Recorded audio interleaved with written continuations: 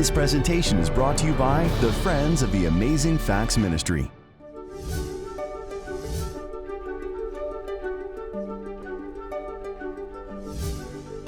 If you're a believer, that means you've made a decision you want to go to heaven. That means that your worldview, Jesus is the most important thing to you. Why in the world would you think about making the most important decision in your life about marrying somebody who does not make Jesus the center of their life? If I were to ask you, who in the Bible do you think of if I were to talk about the smartest person who's ever lived? Who would that be? Solomon. If I was to ask you to tell me in the Bible who is the person that had the greatest patience in suffering, who would that be? Job. And if I were to say who in the Bible was the physically strongest, who would that be? Samson is the one people think of when they think of who is the physically strongest man who ever lived. And we're going to be talking in the next couple of presentations about Samson and what we can learn about walking the Christian walk, about our Savior, and what other lessons the Lord might have for us in His Word from that. You'll find the story of Samson in the book of Judges. If you go to the book of Judges, chapter 13, Samson is the last of the judges mentioned. Now, some believe that Samuel is among the judges, but you don't get to Samuel till you get to the book of Samuel. But in the book of Judges, Samson is the last judge that is mentioned. Most scholars believe there were approximately 12 judges. And 4 chapters in the book of Judges are dedicated just to Samson. A very interesting character. And it even was foretold in the book of Genesis. When Jacob was blessing his sons, it told us that from the tribe of Dan, which is where Samson came from, it said, Dan will judge his people as one of the tribes of Israel. As a matter of fact, the name Dan means judge, and the name Daniel means Jehovah is my judge, or Elohim is my judge. And so Samson was from the tribe of Dan. Now, if you turn in your Bibles to the book of Judges, we're just going to read it. And I believe there's things that God wants to say to you today that I know nothing about. I believe that there's inherent power of the Word of God, that as I read through this story, the Lord is going to speak to different people maybe in different ways, because there's power in the Word of God to do that. Amen? Chapter 13, Judges, verse 1. Again, the children of Israel did evil in the sight of the Lord. There are about 7 apostasies mentioned in the book of Judges. This is the 7th of them. And the Lord delivered them into the hand of the Philistines for 40 years. Now there was a certain man from Zorah of the family of the Danites, whose name was Manoah, and his wife was barren and had no children. And the angel of the Lord appeared to the woman and said unto her, Indeed now you are barren, and you've borne no children, but you will conceive and bear a son. Now therefore please be careful not to drink wine or any similar, that means strong drink, and do not eat anything unclean, for behold, you will conceive and bear a son.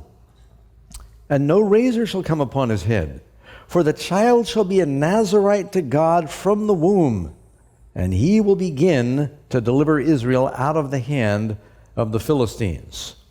You notice how often God raises someone up during times of great adversity. When was Moses chosen?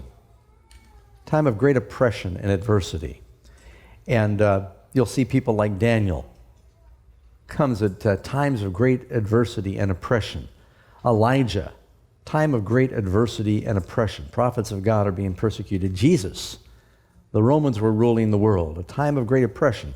So Samson, during this time of national oppression, the people are praying to God. God answers the prayer by raising someone up. And usually these people that God has raised up during times of oppression to deliver His people are types of Christ. Flawed though they may be on the human side, you'll see things in there. For one thing, a promised son, supernatural visitation of the angel that's given. something like Ishmael and Isaac and John the Baptist. Someone said, great men are born for times of great oppression.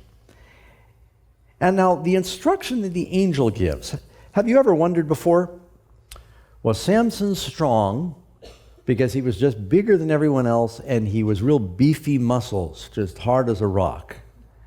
Or was it nothing to do with that? And I've heard theories all over the place. If you saw Samson, did he look stronger than other people? Was there something different about him physically? Well, when Delilah starts to give him a hard time, she says, what is the secret of your strength? And you would think that if he had great big old Schwarzenegger muscles, that the secret of his strength would have been obvious. He was big muscles. But there's something else they didn't understand. But then again, if there was nothing physical about the strength of Samson, then why did the angel come and go to such great lengths to tell the mother, be very careful in your prenatal care? Because God is going to do something extraordinary with this baby, and you need to take care of yourself. So what the angel said to the wife of Manoah is not for the wife of Manoah, but every expecting mother and father need to realize their habits and health are reproduced in the children. And they got to be careful. They've learned now, DNA is a very interesting science. And they've discovered that your DNA is not the same from the time you're born to when you die. Your DNA changes through your life by your lifestyle, behavior, exposure, your diet. It will alter your DNA. Your DNA can actually be altered. And so what you're doing affects your DNA that will then be reproduced in your children. Because we've heard before that sometimes a parent's habits can be inherited. Some things can actually be inherited tendencies. So you want to be careful to take care of your health because you may pass it on to the third or fourth generation. So it says here that he would be a Nazirite. What is a Nazirite? Turn in your Bible to the book of Numbers, chapter 6. And there's some interesting information here, and I'm not going to read it all, but you need to understand this to understand something about Samson and to understand something about where he kind of meandered a little bit. And the Lord spoke to Moses. I'm in Numbers 6, verse 1. Speak to the children of Israel and say to them, when either a man or a woman consecrates an offering to take the vow of a Nazirite to separate himself to the Lord, he shall separate himself from wine and similar or strong drink. He shall drink neither vinegar made from wine or vinegar made from similar drink, neither shall he drink any grape juice, meaning fresh, new wine, or eat fresh grapes or raisins. All the days of his separation he will eat nothing that is produced from the grapevine. He was supposed to stay out of the vineyard. Now that comes up later. All the days of his vow, the separation, no razor will come upon his head until the days are fulfilled to the Lord. He shall be holy, and he'll let the locks of his hair grow. All the day that he separates himself to the Lord, he shall not go near a dead body. He will not make himself unclean for his father or for his mother, for his sister when they die, because he is separated to God. Meaning, even if your family member died, father or mother, you are not to touch their body. I mean, someone dies, you have to care for the body. They did for Jesus. But, biblically, when you touch a dead body, you're unclean until sundown. You're supposed to wash, and that's just good sanitation rules. But if you are a Nazirite, it didn't matter if it was your father, your mother, your brother, your sister. You are to be fully consecrated to God. And didn't Jesus say, he that loves father or mother more than me is not worthy of me? And so it was saying that the Nazirite was to be fully consecrated to God. There was to be no risk that his mind was going to be affected by the wrong spirit. He is not supposed to drink wine or strong drink or anything of the sort. And so this was the Nazirite vow. Now with that in mind, we're going to delve into the second part of what happens in the next chapter. Now Samson went down to Timnah. Well, Samson's growing up, as he got to be a teenager, and he's an only child as far as we know. And he maybe made some local friends, and he said, if I just go 4 miles down the hill, even though the Philistines oppressed them, they saw him every day, they traded with them. He probably spoke the language, as you'll see. And through constant exchange and making friends with some of the teenagers of the Philistines, he one day, his eyes saw a young Philistine girl, and he thought, wow, she is really pretty. And look at just sparkle in the personality, and what a beautiful girl. I find myself so attracted. So he went down, he saw a woman in Timnah of the daughters of the Philistines. Now, Samson's not that old yet, because you'll read later, it says he judges for 20 years. That hasn't happened yet, it comes later. And he's probably in his late teens, early 20s when this happens. Comes to his father and his mother, and he says, I've seen a woman in Timnah of the daughters of the Philistines. Now therefore get her for me as a wife. And his father and his mother said to him, is there no woman among the daughters of your brethren or among my people? Look, if you can't find one among the Israelites or even among the tribe of Dan, that you would go get a wife from the uncircumcised Philistines. Now, I won't take this too far. There were other tribes around Israel. You had the Edomites, you had the Moabites, you had the Ammonites. They were all related to Lot. They practiced circumcision. He's basically saying, if you're going to marry outside the faith, at least marry someone that was related to Abraham that believes in Jehovah, but you're going to the uncircumcised Philistines. And that was, they thought, the worst thing that could happen. Well, Samson was strong-minded, and he was persuasive, and his answer was to his mother and father, and get her for me, for she pleaseth me well. Here he starts to sound like a real musclehead, doesn't he? His logic was, I just really want her. He couldn't argue with them, except to say, I want what I want. Get her for me. Don't go anywhere, friends. In just a moment, we'll return for the rest of today's presentation. Are you married and having some serious conflict in your relationship? Perhaps you're discouraged by the constant stress of finance, kids, and marital tensions. You might even be sensing you're drifting towards a divorce and you see no way out. But what if I told you there is real lasting hope right now, today? What if I told you that the Bible has the keys that you need to experience a new beginning with your spouse and reignite your love? Wouldn't you want to know those answers?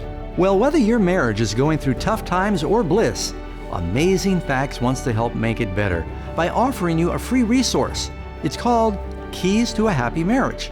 This study guide contains proven relationship advice to help your marriage last and thrive. If you've tried everything else, why not give God's Word a chance? Here's how you can get your copy today. Call the phone number on the screen and ask for offer number 105, or visit the web address. And after you read this incredible resource, be sure and share it with a friend. Let's return to today's presentation and learn some more amazing facts from the Word of God. What does the Bible say about these forbidden unions?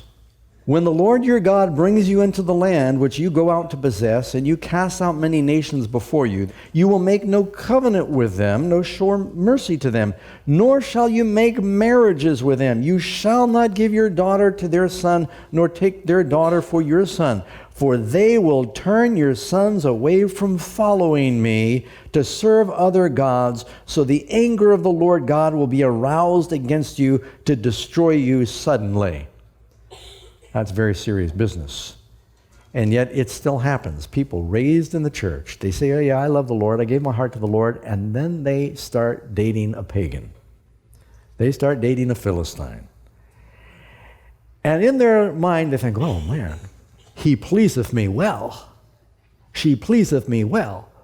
What a man, what a girl. I'm sure a few things they don't understand about Jesus, but I'll talk to them. I'll marry him and then I'll convert them. Or they say, I'm going to date them and I'll give them Bible studies while we're dating. That's a bad idea, because you'll both end up influencing each other. And it's a siphon effect. Compromises are made. If you don't like what I'm saying, friends, you take it up with the Lord. Let me give you more scripture. 1 Kings 11. But King Solomon loved many foreign women. Now, up until this point in Kings, Solomon was on a trajectory to heaven.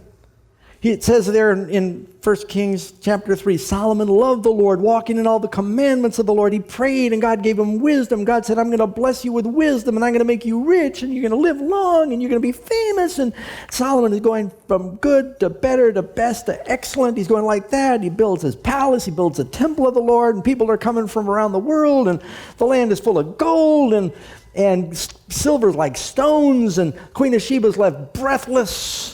You've heard the word breathtaking? It comes from the story. Queen of Sheba, it says there was no more breath in her when she saw. And it's going like that. And listen to what it says next. But King Solomon loved many foreign women. What do you think happened to the kingdom then? Went down. That was the turning point. He loved many foreign women, as well as the daughter of Pharaoh, women of the Moabites and Ammonites and Edomites and Zidonians and Hittites, from all the nations whom the Lord God had said to the children of Israel, you shall not intermarry with them, nor they with you. Surely they will turn away your hearts after other gods. It didn't happen overnight. And his wives turned away his heart. It was so when Solomon was old that his wives turned his heart after other gods, and his heart was not loyal to the Lord God. It doesn't say he gave up on God. He just compromised. His faith was diluted. I could go on and on. There's several very clear statements in there, and of course you get the New Testament. Do not be unequally yoked together with unbelievers, for what fellowship has righteousness with lawlessness, and what communion has light with darkness, and what accord has Christ with Belial, or what part has a believer with an unbeliever, and what agreement has the temple of God with idols? For you are the temple of the living God. As God has said, I will dwell with them and walk among them, and I will be their God, and they will be my people. Therefore come out from among them and be separate, says the Lord. Do not touch what is unclean, and I will receive you, and I'll be a father to you. You'll be my sons and my daughters. So God is telling us, if you're a believer, that means you've made a decision, you want to go to heaven. That means that your worldview, Jesus is the most important thing to you. Am I right? Why in the world would you think about making the most important decision in your life about marrying somebody who does not make Jesus the center of their life, who has not made that person a priority? And your children, your priorities, you'll say, we're going to go to church, Sabbath's a holy day. And they say, no, it's not, it's a holiday for us. Saturday's party day. Your home is divided. You're going to have a problem. You're going to want to pray. And they're going to say, no, we're going to go pay for some counseling. Or we're going to buy a book. And you're going to say, we're going to church. They say, no, we're going to the theater. We're going to church. We're going to the mall. And we're going to eat clean food. And they say, no, we're not. And you're going to find yourself trying to cook two things at one time. I'm telling you, friends, it can be rough. Now, sometimes you find the Lord and your spouse doesn't, and you got a believer married to an unbeliever. Sometimes people backslide, and while they're out of the church, you get a believer marries an unbeliever, and then they come back to the Lord, and they've got to live with the results. And if you're in that situation, you're married. But why would you deliberately want to do that and go down to Timnah and marry someone outside of your faith? The devil has done more damage to dilute the effect of the gospel in the world by getting half-hearted believers who don't understand the importance of finding a life partner where Jesus is first in their life. So when you're considering somebody, the first thing you want to know is that Jesus is first for them. Don't even think about it. He said, boy, but they're really good looking, and they seem so smart, and they're almost a Christian. They act like a Christian in so many other ways. They're Christian-like. I hear all these things. They're so polite, and they've got Christian morals. They're atheists.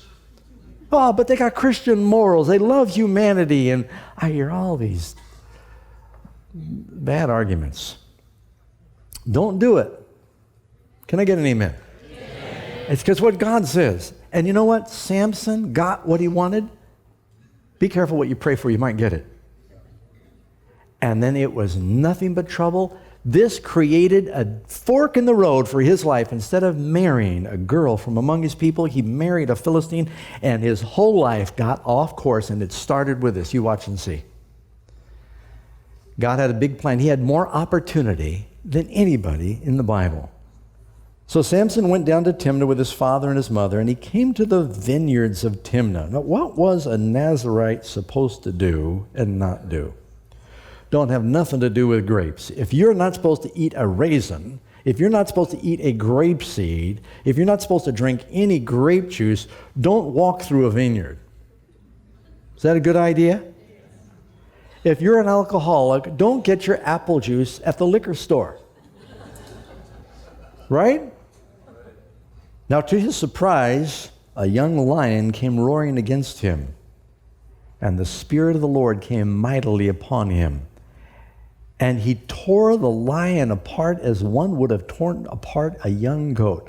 And he went down, he talked with a woman, and she pleased Samson well. And after some time, when he returned to get her, so they contracted for the marriage, and he finally returns for the wedding feast, he turns aside, he wants to go back, he says, was I dreaming? Did I really kill that lion? He turns back, and in the weeks that have gone by, the animals had kind of hollowed out the carcass of the lion, and within the rib cage, it says, behold, a swarm of bees and honey were in the carcass of the lion. Now, you've maybe seen bees swarm before, and they'll find a hollow log, and they could even, the cavity there of this lion, for whatever reason, they took up residence, and they had already begun making honey. And he took some of the honey in his hands, and he went along eating it. When he came to his father and mother, he had a big pile of comb. He gave some to them, and they also ate. He did not tell them that he had taken the honey out of the carcass of a lion. Why? Because, first of all, dead body's unclean. What was a Nazirite supposed to do? Stay out of the vineyard. Don't touch anything dead. And if you're going to touch something dead, make it a clean animal that's dead, but a lion is an unclean animal. So he's got an unclean carcass and an unclean animal, and he gets honey from it. So they went down to the woman, and Samson gave a feast there for the young men used to do. So here they're having the wedding feast. And the word feast there is wine banquet. You see what's happening now? Samson's compromising in that area as well. So he's down there and he's acting like the Philistines when he's with the Philistines, and he has a feast. And finally he said, let me pose a riddle to you. They'll never get this. He thought, they'll never get this. And so he said to them, out of the eater came something to eat, and out of the strong came something sweet. Now, for 3 days, they never would have got the riddle. His parents didn't even know what happened. Nobody knew. No way anyone would ever guess that. But it came to pass on the seventh day that they said to Samson's wife. Now, notice it doesn't say fiancé. They were married now. Several times she's called his wife. So he did marry her. And he loved her. Entice your husband. I didn't say she loved him. Entice your husband that he might explain the riddle to us, or else we'll burn you and your father's house with fire. What are they threatening to do? Burn her. Then she explained the riddle to the sons of her people. He told her. He confided in her. She immediately betrays him. And she's scared. So they say, what is sweeter than honey and what is stronger than a lion? Samson now is so mad. He looks at his wife. He's probably looking down. So his anger was aroused. And he went back up to his father's house. He said, look, this is supposed to be the honeymoon. He said, we're married now. He says, but I am so mad at her that he storms back up to Dan, and he goes back to his father's house. After a while in time, I'm in chapter 15, verse 1 of the wheat harvest. It happened that Samson visited his wife with a young goat. He starts getting lonely, and he's thinking about it. He thought, oh, well, maybe I was too angry, and this is all over with. And he gets down to his father-in-law's house, and he said, yeah, I'm going to go see Betsy, whatever her name was. And the father would not permit him to go in. He said, no. He says, I thought you purely hated her, therefore I gave her to the best man. And Samson said to him, this time I will be blameless regarding the Philistines if I harm them. And Samson went out and he caught 300 foxes. And he didn't do it all in one day. And if you read some of the ancient accounts of Israel during the time, especially the hills around Judah, it was a lot more forested. There were rabbits and small varmints, and foxes were numerous, running their foxholes everywhere. So the idea that he caught 300 foxes in that country at that time is not really that amazing. He didn't do it all in one day, but he would catch these foxes. And he says, I am going to destroy the Philistines. It's called slash and burn. If you destroy their food source, I'm going to subjugate them economically. He liked this brand filled with pitch on fire, have it tied to two foxes' tails. You ever seen how a fox runs? They don't make a straight line. You get two foxes together, and it is just crazy zigzag. And they go rip-snorting all around through these fields, and the fields are just going up in flames. And at first they thought it was a fluke, but then day after day, their fields are burning. And notice it said it was during wheat harvest. And it decimated them economically, and they're saying, who did this? They said, who has done this? Verse 6 of chapter 15. And someone answered, Samson, the son-in-law of the Timnite, because he had taken his wife and given her to his companion. And the Philistines thought, well, that is pretty bad. Take a guy's wife and give it to his friend. And so the Philistines came up and burned her and her father with fire. You know, if she had been loyal to her husband, he would have protected her. But instead she sold out, and the very thing she feared came upon her. Isn't that sad? Now Samson's feeling pretty lonely. His parents are upset because he wouldn't listen to them. He doesn't want to endanger his parents now that he's become a marked man with the Philistines. So he said, if I go home, they're in danger. He's lost his wife, and he has no friends, and he's up dwelling in a rock by himself when he decided not to do what he knew God wanted him to do. And he forsook the guidance of his parents, his believing parents, and he thought that he could compromise with the enemy. Everything started going sideways. You wonder how much trouble we brought into our lives because we thought, well, I know the Bible says this, but I don't have to follow that closely. And now he's living in a cave all by himself. But that even in itself is a sign that God's going to speak to him there. Would you like to know God's plan for our broken world?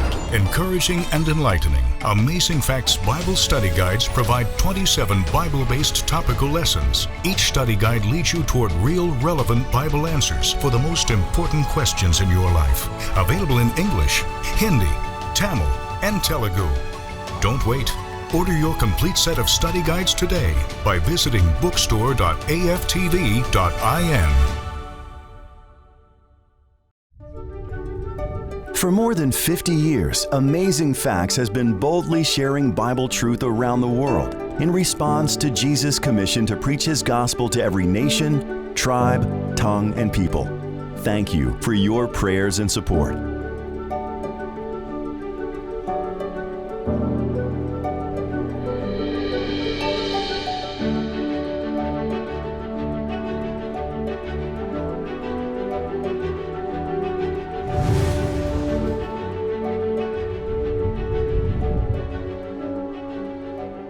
Don't forget to request today's free offer. It's sure to be a blessing. And thank you for your continued support as we take the gospel of Jesus Christ to the world. We hope you'll join us next week as we delve deep into the Word of God to explore more amazing facts.